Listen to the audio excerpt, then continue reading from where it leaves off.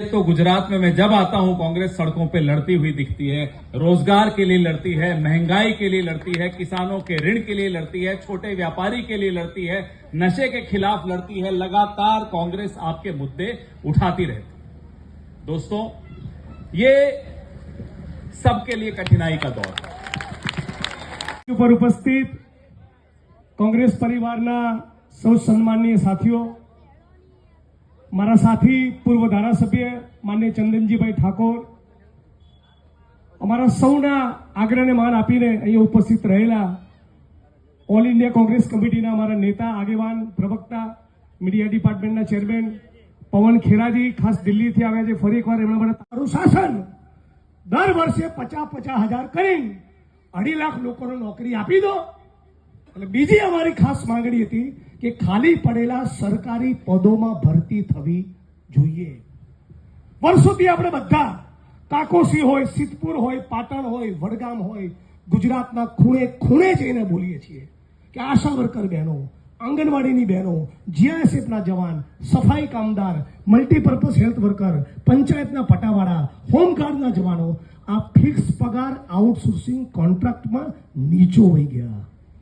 તો આ ફિક્સ પગાર આઉટસોર્સિંગ કોન્ટ્રાક્ટની સિસ્ટમ પણ આ ગુજરાતમાંથી નાબૂદ થવી જોઈએ। આ વાત લઈને અમે આખા ગુજરાતમાં નીકળ્યા હતા, સૌરાષ્ટ્રમાં નીકળ્યા હતા। હવે ભલું થજો હર સંઘવીનું,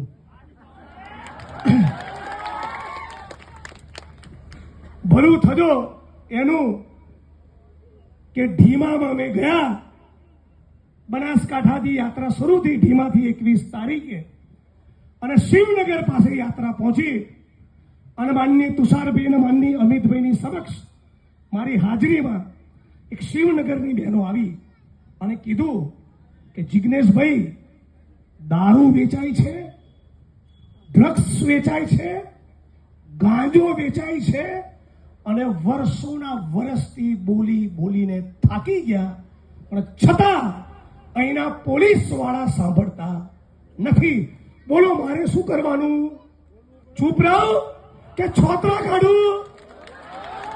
એટલે નક્કી કર્યું કે હમણાં છોતરા કાઢવામાં આવશે અને ટોળું લઈને ગયો હજડપંપ પોલીસ સ્ટેશન। કાવો બેટમજી, બરાબર કર્યું ને?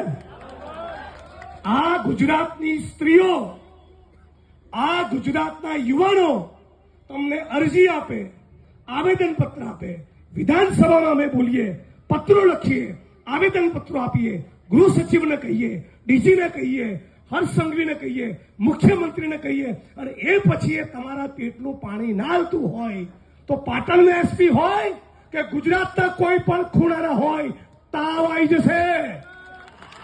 યાદ રાખી લેજો, સુદામા ચોકડી પર ડ્રગ્સ મળે છે, મને ખબર છે।